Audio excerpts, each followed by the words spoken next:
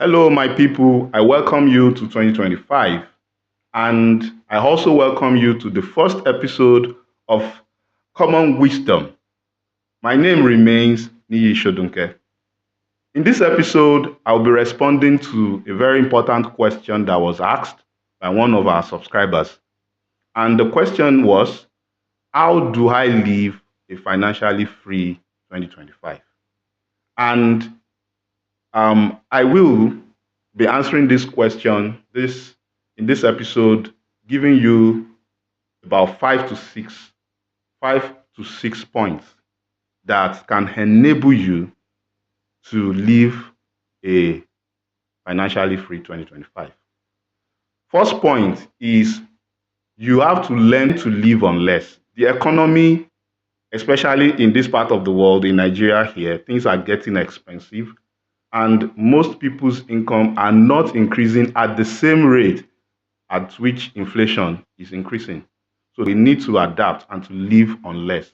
Apart from that, for you to be able to save more, in 2025, you need to learn to cut down on your expenses. In my journey to financial freedom in the past few years, I found out that most of the things I desire are things that I have already. The only thing is I desire to upgrade them. I have a car, but now the car is not good enough for me. I want to upgrade it. I have an accommodation, but I don't like the building or I don't like the area, so I want to move to another place. I have series of clothes that I wear, but I just want new sets. There are new designs out there. I just want to get them. Now, if you allow all things like this to drive you, then it will be difficult for you to be financially free in 2025. And that's why the first point I'm trying to get out to you is that you need to learn to live on less. Be disciplined, persevere. Because when you eventually become financially free, to finance all these things won't be difficult for you. Why can't you delay the gratification now? Point number two, this year 2025, endeavor to engage more factors of production. I know I have said this in my previous videos. You can check my videos and you'll see some of the talks that I've made on engaging factors of production in details. But I'm still going to breeze over it today. Like I said, we have four factors of production. We have land, labor, capital, entrepreneur. And there is no one that can say that it doesn't have access to at least one factor of production. So what I'm telling you in 2025 is that even if it is just one factor that is working for you, this year, try to enlarge it, try to expand it, try to improve that factors of production. And if you are able to make more from one factor of production, save more. That will enable you to be able to engage other factors of production that can bring more money to you in 2025. So, second point, like I said, try or endeavor to engage more factors of productions in 2025. The third point is please work with budget. I found out in my little, journey to financial freedom that when you have money and there is no budget before the money comes to your hand, you will waste the money. You may not necessarily know how the money will just leave your hand. You just discover that you have finished spending the money. And that is why I always tell people to make sure they work with budget. And personally, there are two budgeting methods that I often use.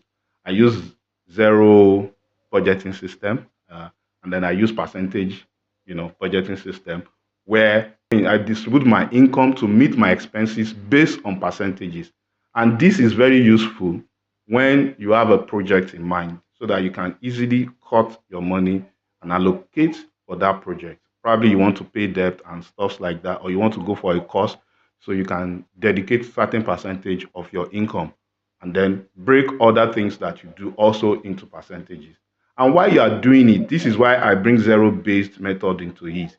Make sure that you allocate every penny that you earn in that period to whatever it is. Nothing should be left behind. That is the reason why it is called zero based.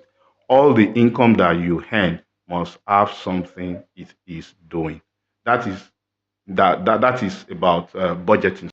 Another thing I will be talking about is personal development. You need to, you know, be intentional in 2025 about how you develop your skill, how you develop yourself emotionally, how you develop yourself mentally. Because a lot of things are going on in the world, and if you are not strong physically, if you are not strong mentally, if you are not strong emotionally, you may not be able to survive it. So as you are developing your skill, your emotional intelligence also, you should not let it go behind. You should learn how to deal with people, how to relate with people, how not to allow people to trigger your emotions. Some emotions like anger, some people are easily angered. This time, you need to work on your emotion, especially in households, in marriages, in workplace, and things like that. You need to develop yourself in that aspect. And in your skill too, you need to develop yourself. So you need to develop all round, you need to develop yourself all round mentally, skill wise, and in other endeavors of life. Just don't stop learning. Don't stop developing yourself. So 2025 should be dedicated to self personal development. And part of your budget should be allocated to that. It is important in 2025, part of your budget should be allocated to personal development. Then the fifth point I'll be talking about is you have to be intentional about your health. What goes into you, what you do, how much sleep do you have, the common saying, work-life balance, and all those things, you need to put them into consideration. You don't want to lose any time this 2025 to sickness or illness. You need to be healthy. Eat good food, go to the gym, don't be obese, and if you are, start working on it, you know. And if you cannot afford gym, there are exercises, there are videos you can download that you can work out like 3 to 4 times in a week. I won't say more, I'm not an expert in this area, but I know that you can, you know, like I said earlier, don't stop learning. You can dig deep into some materials that will teach you about wellness, eating well, exercising, resting, and all other things that surrounds it. And the last thing I'll be talking about is spirituality. Spirituality is a very sensitive topic in this part of the world, and that is why most of the time, when I see things that I don't agree with that has to do with maybe a religion or something, I don't want to get involved because I know it's a very, very sensitive thing to discuss in this part of the world. However, there is one thing I know for sure, that every human being is a spiritual being. And the spiritual aspect of your life has to be nurtured, regardless of your religious affiliation. You need to nurture yourself spiritually. So the advice I would give to you is that whatever religion you belong to, then you need to know more about your God, your relationship with that God, and how you can use everything that you have learned to improve yourself and to improve your life, both physically, spiritually, and financially in 2025. There are lots of things that we can discuss, but I think with these six, nuggets that I shared with you in this episode, if you can put to use all those things that we discussed in 2025, I think your life will be better. You will be better financially, not just financially, health wise, and your relationships and everything. Your household will be better than how it is, or how it is now, or how it was in 2024.